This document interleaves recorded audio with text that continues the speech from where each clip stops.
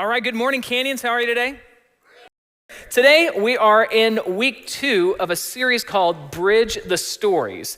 And last week, we talked about a moment that happens in some of our lives where God interrupts your life, where there's a divine interruption. And what happens is not always a bad thing. Sometimes it becomes a really good thing, where it's you see something, you're like, I am called to do this. And what we talked about is the idea of a holy ache for a better story. And what we've been doing is walking through the life of Nehemiah in regards to rebuilding the walls in Jerusalem.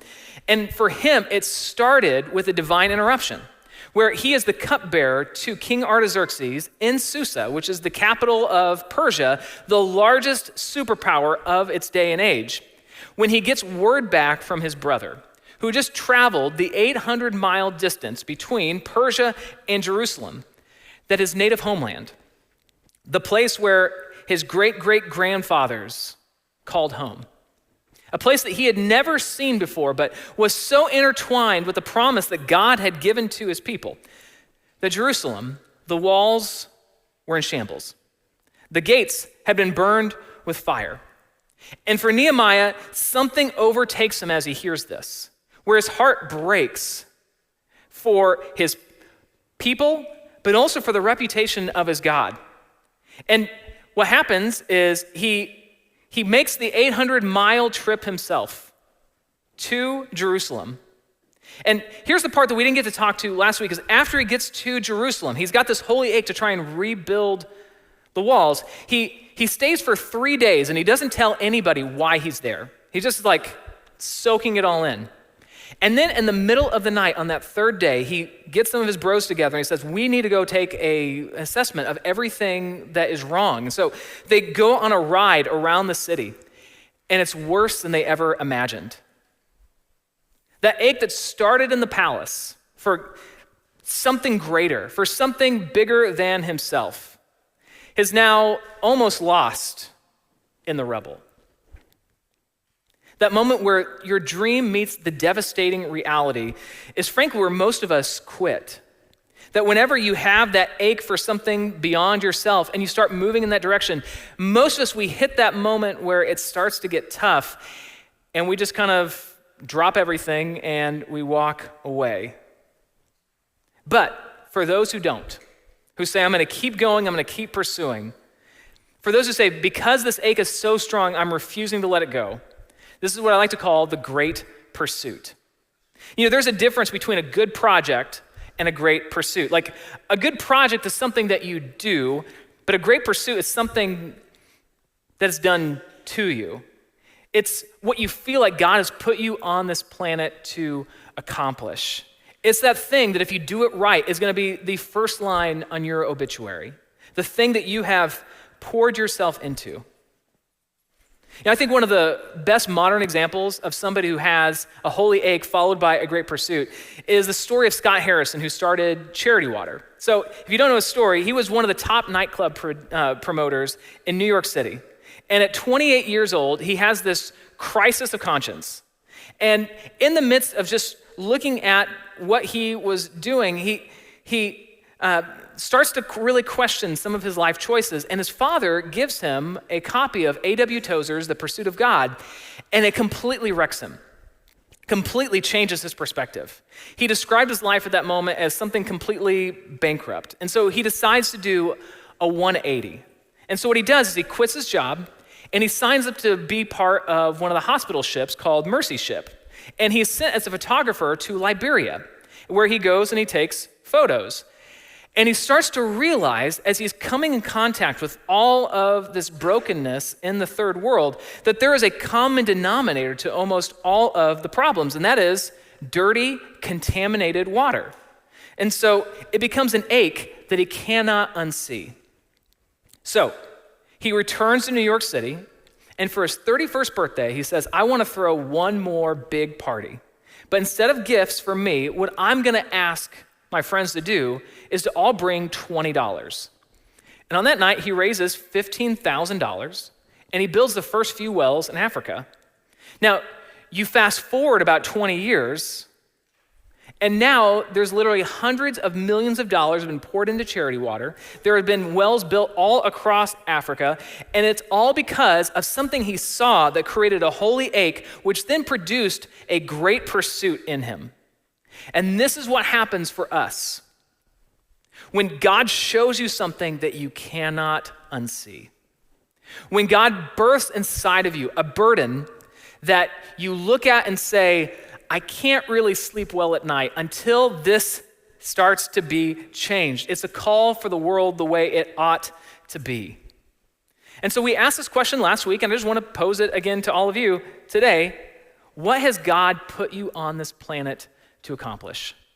Some of you're like, I'm convinced it's to maybe start a business, or maybe it's to write a book, maybe it's to be on the front end of a big scientific breakthrough. I don't know what it is that you've said, this is what I was put here to do, but I really believe this, that God, as putting you into his church, has birthed inside of you an ache for the way the world ought to be. And I would put it beyond just a good project. I would call it a calling, that God is pushing you to go and do your great pursuit that will further his kingdom and make his name great.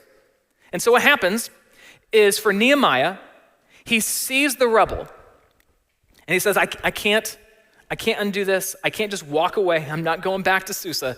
I have to do something about it. And so what he does is he gathers all of the leaders of Jerusalem together, and he finally tells them his plan. And so if you want to follow along today, we're going to be starting in Nehemiah chapter 2, starting in verse 17. We'll have it on the screen, but if you want to use a print Bible, flip to the middle, start going to the left. You'll eventually get to Nehemiah. Of course, you can find it online as well. But Nehemiah chapter 2, starting in verse 17, it says this. But now I said to them, meaning the leaders of Jerusalem, you know very well what trouble we are in.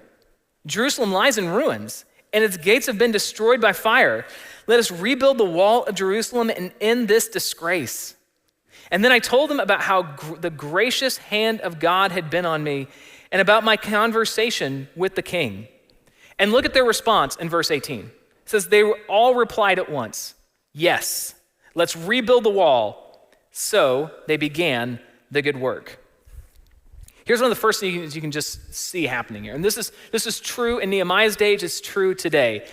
Passion is contagious, right? Like when you meet somebody who's really passionate about something, you start to feel things too, right? I mean, have you ever met somebody that's like really into, I don't know, like NASCAR or something? Like I've never thought about NASCAR before in my life, but just their passion for it, you're like, I got to check out a race, right? Like passion is contagious. When you see somebody that is so excited about something, it has a way of just rubbing off on you. And that was true for Nehemiah, and it was true for the people that he inspired that day, that he showed them the need, and he said, God has already been moving in this direction. Let's do it. And it's that starting line where it feels like anything is possible. Nothing can possibly stand in your way. But there's a collision coming between passion and reality. Because what Nehemiah is about to discover is that the passion of the starting line, where you feel like nothing can be in your way, is often met with the harsh reality of the journey. The moment where you start making real progress. And for those of you who have pursued your great pursuit at some point, you know what this is like, where all of a sudden you come face to face with probably two brutal realities. The first is this: the job is usually bigger than you, right? Like it's almost always bigger than who you are. Have you ever been given a job before that you were completely unqualified for? That if you were the hiring manager, you would have never hired you to do it? You know what I'm talking about? You're like, I don't know about this one. I feel like most of us have been there, and usually it's for one of two reasons, right? Like it's either the job is so big that you can't handle it on your own, or the second is frankly, you're incompetent. Like you don't have the skills and the abilities to get it done. And the problem is, like usually when it's dropped into your lap, you just have to run with it. There's nobody to complain to, that you have to move forward. And so this is kind of where Nehemiah's at. As he does that midnight ride around the city and he looks at just how broken down everything is, he was probably an educated man, but let's face it, frankly, he worked indoors. He was the assistant to the king. He wasn't out there swinging a hammer. He wasn't moving rocks around. I'm sure that other people even served him in his life. And here he is, the foreman of a great infrastructure project that he can't possibly do on his own. It's out of his skill set, and frankly, on his own, he just doesn't have what it takes. So that's usually the first obstacle that we hit whenever we start pursuing the thing that God has put us on this planet to do, is that the job is bigger than you. But there's a second thing that usually happens too, and that is not everybody is as excited about the project as you are, right? Like, in fact, some people will actively work against you. I just finished the book Shoe Dog by Phil Knight, the founder of Nike, and I was completely oblivious to how Nike got started. Listen, this is kind of incredible. It starts with Phil Knight as a college student, just like he was on the track team at Oregon, and he just falls in love with shoe design. And so what he does is he has this dream of bringing Japanese track shoes back to the United States. And so he makes this deal with this Japanese company called Onitsuka Tiger. And what he does is he starts selling the shoes like out of his house. He hires another guy and they start selling them out of their van. They start gaining momentum. They find a few more salespeople. They start getting a few more people on the team, and it really gets the momentum until out of the blue, the company in Japan pulls the rug out from them. They take away their rights to sell the shoes. And so what does he do? He forms a new shoe line called Nike. And then as that really starts to gain traction, and as athletes are starting to wear Nikes in the Olympics, as well as in the NBA and the NFL and college football, and as they start to sell a lot of these shoes, he gets contacted by the government.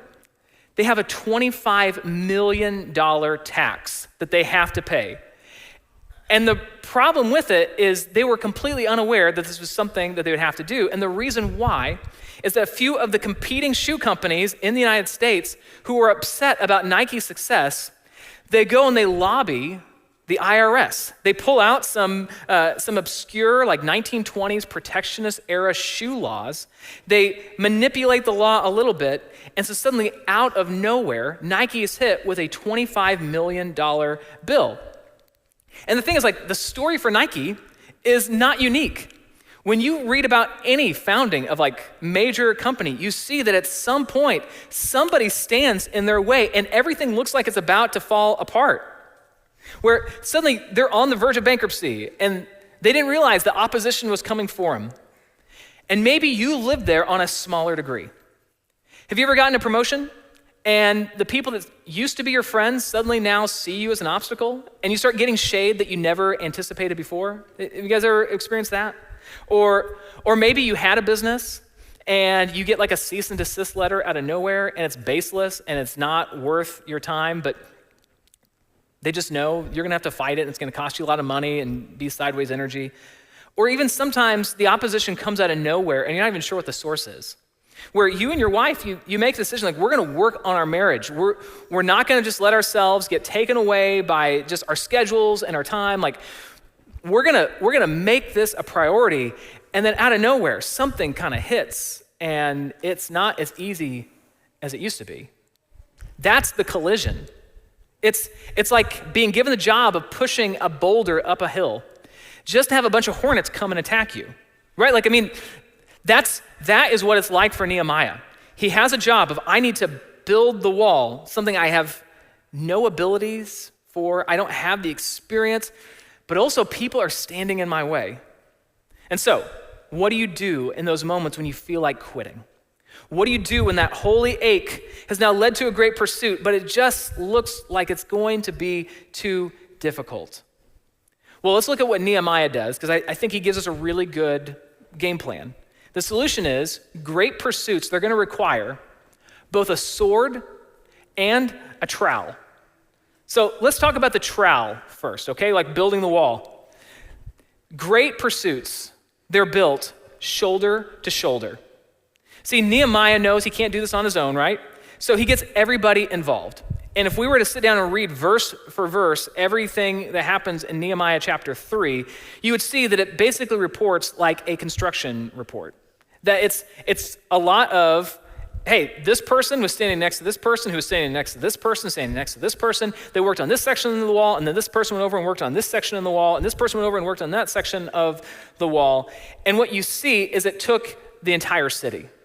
And I love it because as it goes through, there's some fun little nuanced things I just want to highlight. One of the things is the priests are the first ones listed. They're basically saying that this is an infrastructure project, but we recognize that God is ultimately behind this. And the priests are going to lead the way, that this is a holy project, that they're also given trowels, and they're also given their hammers, and they're also given the concrete. They have to play a part. And then the next people listed are the highly skilled of the city. It's like the goldsmiths and the perfume makers. This would be, in today's terms, like the tech CEO as well as the heart surgeon. They're also out there. And then you read about guys who are bringing their daughters to work, and like you see like this group's coming over here and working on this section, and over and over and over, it's just emphasized. It's gonna take all of us if we're gonna do this, that we can't possibly do this on our own. It's going to take shoulder to shoulder work. And it gives a couple of beautiful pictures. One of the things that happens in this is that as they're repairing the section, almost everybody is working in the area that's in their front yard, essentially. That they're put to work, and it's right outside. And you'll see this. If you're searching for like, what is God birthing inside of you? What is that holy ache that's gonna lead to your great pursuit? Is that more often than not, it's going to be the thing that's in your backyard. It's the thing that you see all the time. It happens where you live. And the other thing that I've pointed out already, it's always like next to them, beside them. Success depended on them locking arms. If you're gonna fast forward, and if we're gonna look into the reality of where we live today, because this is an Old Testament description of building the wall in Jerusalem, and frankly, most of us can't really relate to that itself. But if you go to the New Testament, we're given there's some New Testament realities that kind of mirror what's happening here in the book of Nehemiah. One of which is the church. So I just want to teach you some basic, I'll call it ecclesiology, it just basically means the study of the church. And that is, you are not here by accident. That if you call Canyons home, if this is your place, you are part of what's called a body. And the metaphor is that we are like a body where all of our parts are needed. That every single one of us has to play a part in the greater whole. That organs are not allowed to sit on the sidelines while everybody else does all the work. That what happens is you need the hands, and you need the feet, and you need the heart, and you need the liver, and you need the kidney, and you need the spleen. You need the appendix. You need all of it in order for the body to function properly. It was true then, it's true today, that we need everybody on board. But like I said before, one of the barriers for Nehemiah is that not everybody was a fan of this. In fact, one of the things that's recorded is there was this whole group called the Nobles of Tekoa. And the Nobles of Tekoa, for one reason or another, said, this isn't our thing. And they took a step back, and they refused to help.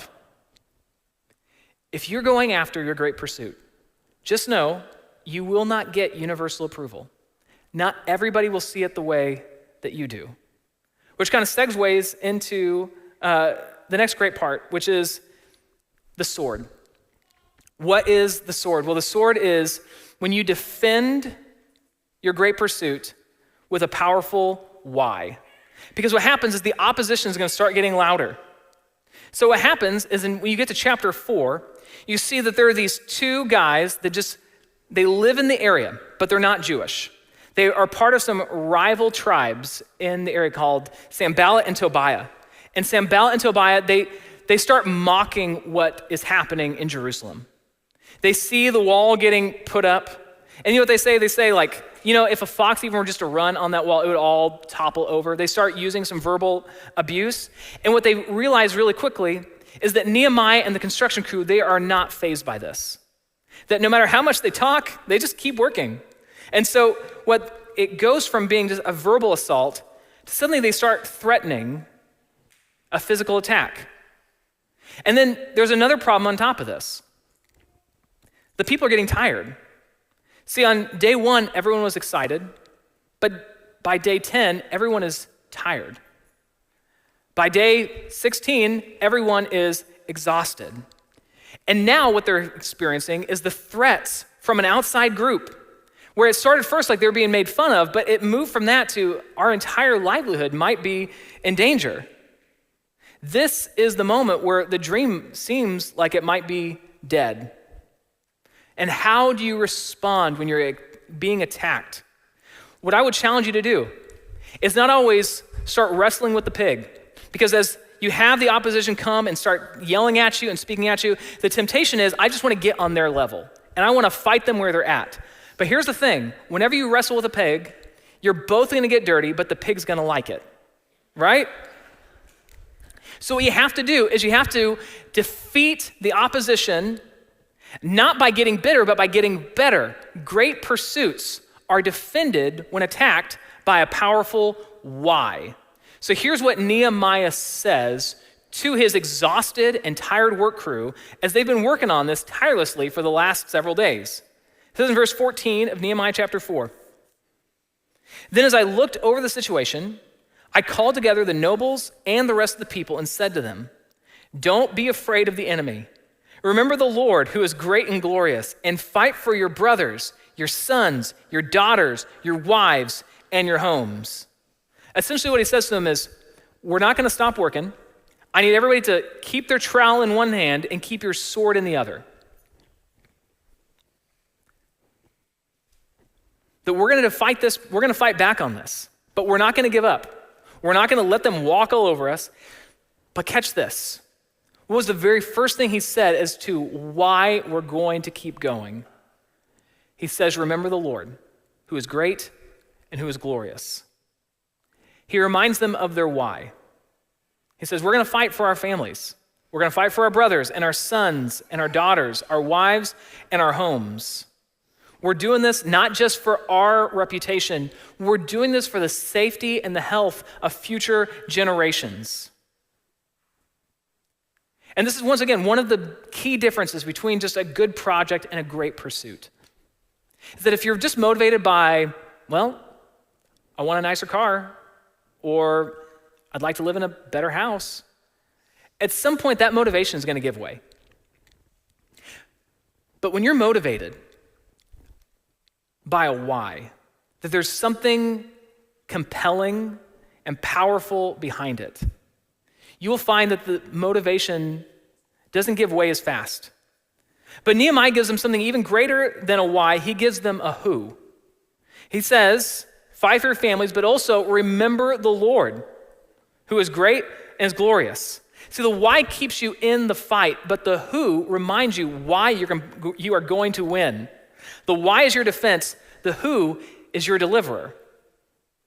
So, following your great pursuit, it is not for the faint of heart. You're going to come face to face with your own incompetence. You're going to come face to face with opposition. You're going to need a trowel and you're going to need a sword.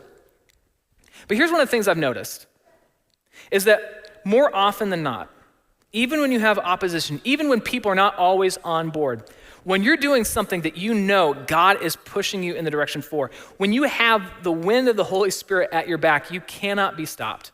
One of the things that happens is, I talked about the nobles of Tekoa. They said, we're not playing a part in this, and they backed away. But we actually get a report that not the nobles, but the regular folk of Tekoa, they come in and they say, you know what, give us a double portion. We'd like to work on 2 sections. That even when you think like, oh man, how are we ever going to make this up? We need everybody involved and not everyone is on the team. God has a way of backfilling what you need. That sometimes you're going to experience opposition. You're going to experience your own incompetence. I've told this story a few times, but it's just worth repeating. I've just hit 18 years in ministry. And my very first job was at this very large, historic Baptist church in Missouri. When I was in college, I had attended it for 3 years, and then as I was going into my final year, I got a call from my pastor, and he said, like, hey, we'd love for you to step in and be the interim college pastor while we look for somebody else. And I'm like, this would be awesome. Like, this is gonna be a great resume builder. It's gonna be good experience for the very first time. And I'm like, I'm all in. And the thing is, like, I was so excited, and then I actually started. And what happened is I have about 200 college students between Wednesday night and Sunday mornings that I'm overseeing. And I quickly realized, like, man, I don't know if I have what it takes. And so I lean on God, I lean on my team, and man, we start to make some progress.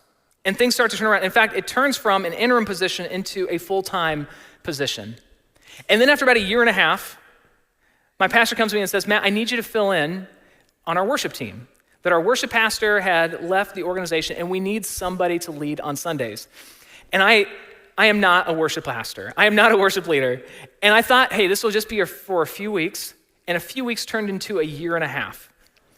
And what happens is in the midst of this, I'd also been tasked with making some big dramatic changes to our worship style and to just kind of how the church operated. So as a 23-year-old, I have completely changed the style of music that we're doing. We've turned the volume up a little bit as well.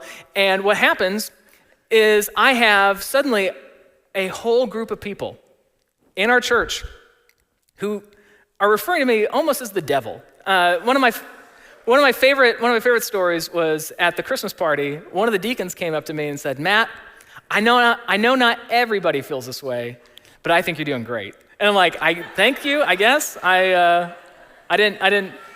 What now? Like, I didn't know that was word on the street at that moment. But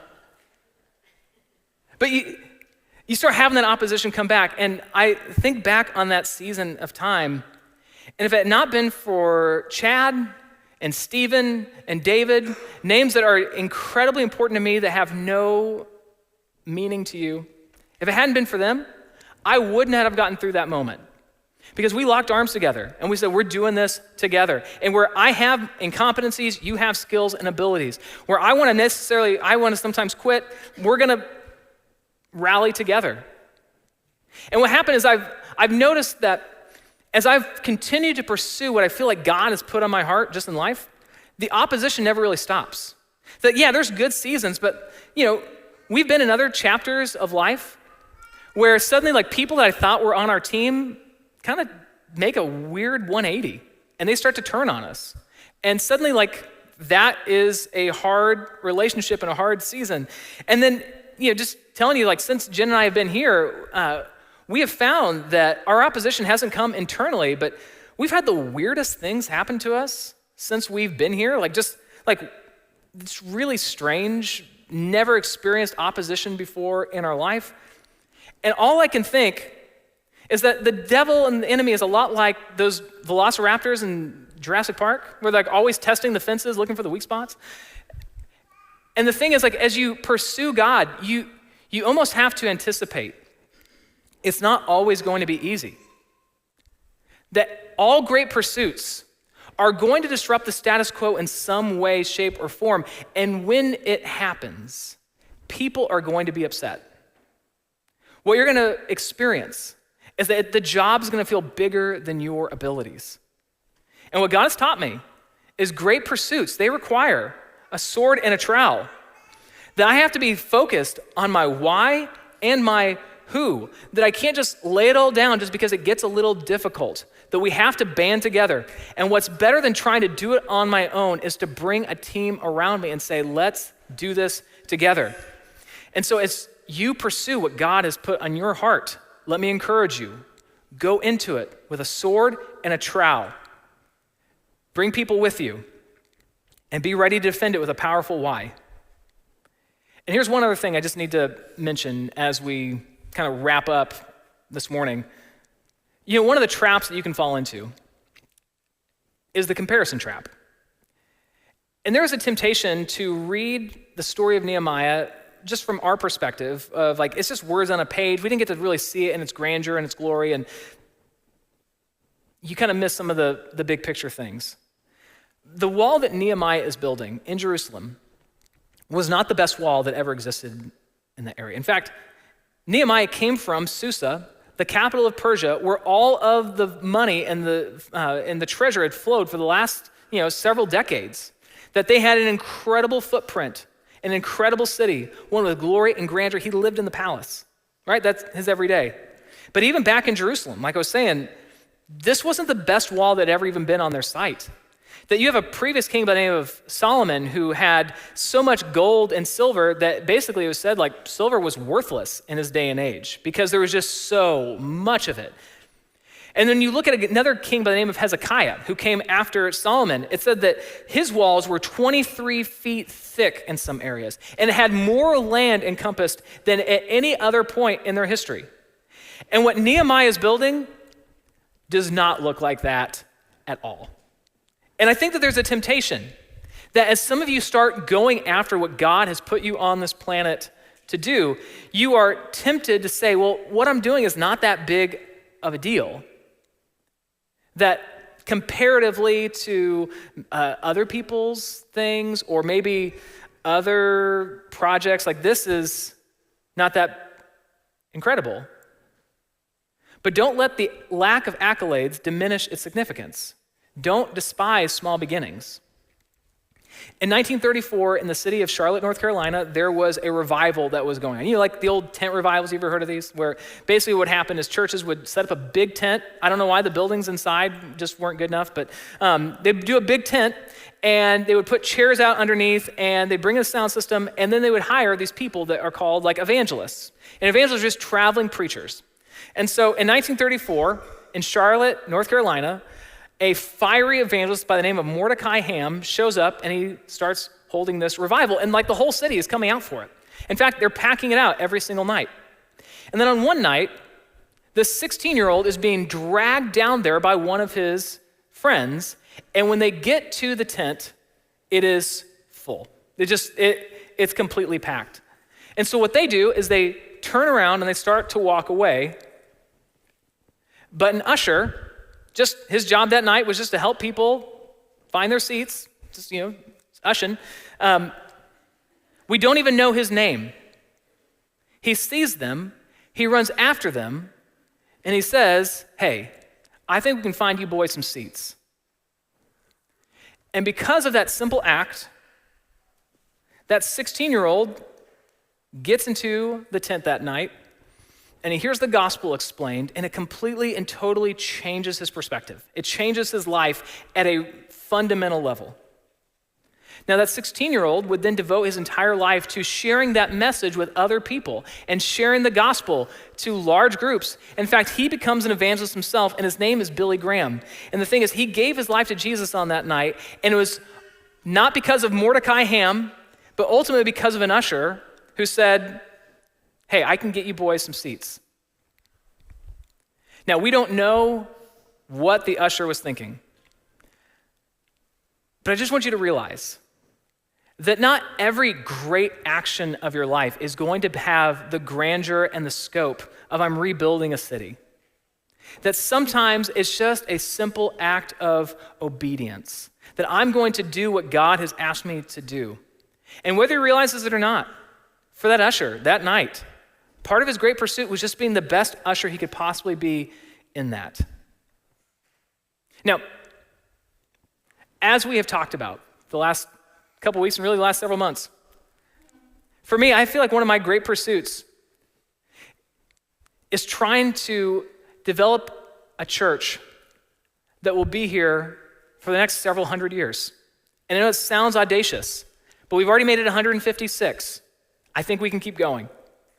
That I believe that God has put inside of me just this ache to see people in San Diego find and follow Jesus.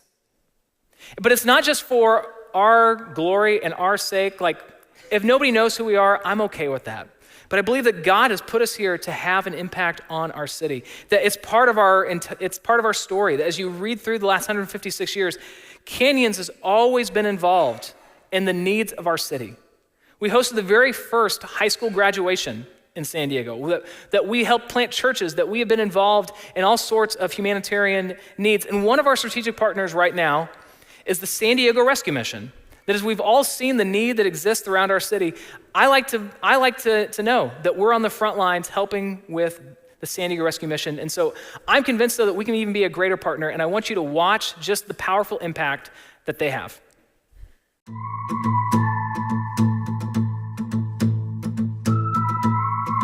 I'm here because I believe in supporting these graduates today that want to better themselves and contribute to society. The rescue mission prepared me for my future by offering the curriculum that I needed when I was going through dark and desolate times. Some who come to the mission in the lighthouse don't know anything about God and salvation. The part of the program that had the biggest impact on me was focusing on God.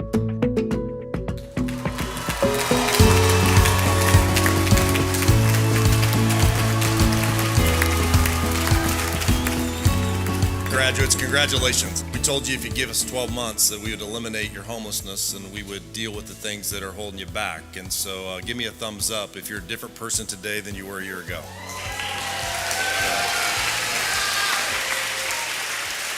What is needed desperately is hope.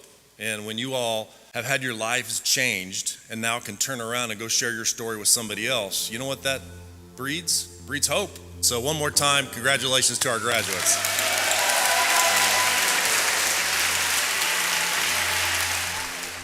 A year ago, I sat where many of you are sitting now. My journey here began long before I walked through these doors. As a teenager mother, I struggled to find my way.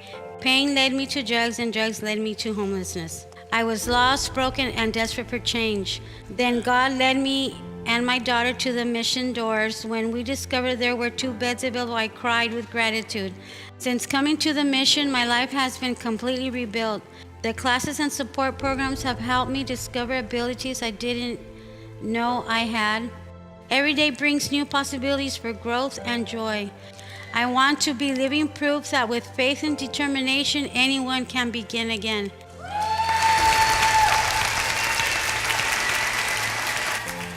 Today I want to share my journey, a journey of brokenness, redemption, and the undeniable power of God's grace. On June 24th, I walked into the door, scared and ashamed. In the first 30 days, God began to work on me. I was still, and for the first time in a long time, I faced my pain and trauma head on. The classes I took weren't just lessons for the moment, but they were lessons for a lifetime. Today I stand before you a new man, free from the chains of addiction. By all accounts, I should not be here today. I should have died. But by the grace of God, He saved me, He restored me, and He gave me a new purpose. May God bless you and the San Diego Rescue Mission for giving people like me a second chance.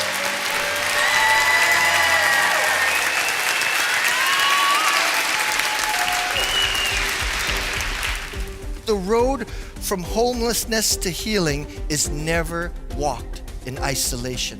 It is a path that involves a community, and no one succeeds or graduates or gets clean and sober all by themselves. We know that we are not alone because we have Ohana. And Ohana means family, and family means no one gets left behind.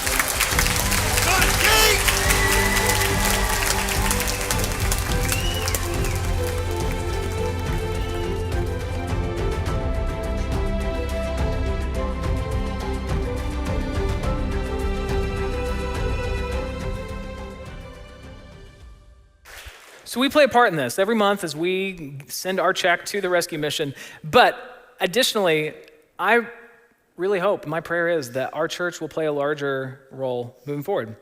That this Bridge the Stories sermon series isn't just about telling the story of Nehemiah, it's also looking to the future, and it's looking towards specifically our end of year offering. That one of the things that we are raising money for is our local as well as our global impact. One of which is supporting places like the San Diego Rescue Mission as they are on the front lines of the homelessness epidemic that is existing here in San Diego. And my hope for all of us as we really look and see what is God laying on your heart? What is the holy ache that he has put inside of you. I've told you mine. My great pursuit is I want to raise a great family. I want to be an incredible husband. I want to be an awesome follower of Jesus. But then I want to leave my mark here in this church.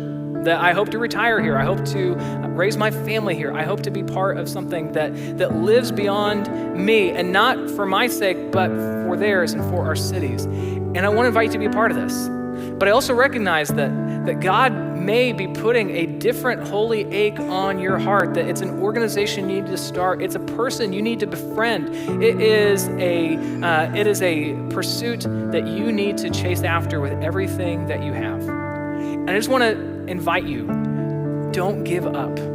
It's going to feel overwhelming. It's going to feel like everybody is against you, but that just usually means you're on the right track. In fact, there's so many parallels between just the story of Nehemiah and even the story of Jesus.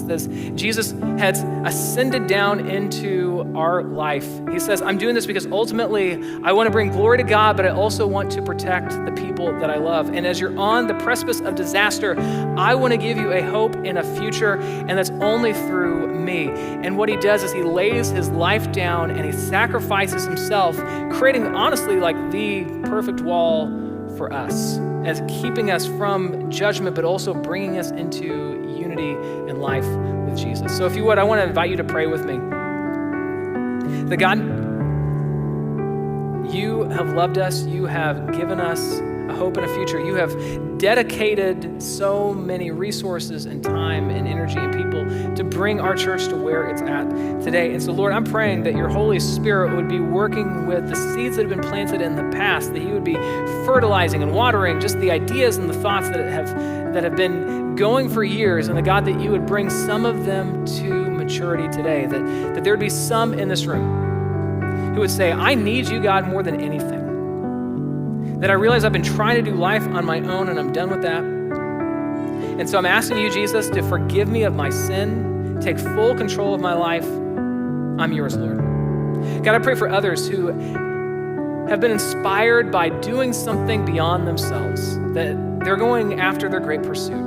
The God, that you would foster those flames, that you would bring them the resources and the people to stand alongside. And the God, when life gets tough, that they wouldn't give up. But God, I also pray for our church, that as we have this 2069 dream of our church reaching its 200th anniversary stronger than it's ever been, the God, that this generation today would take massive steps towards ensuring that our kids and our grandkids and our great-grandkids and our great-great-grandkids have a place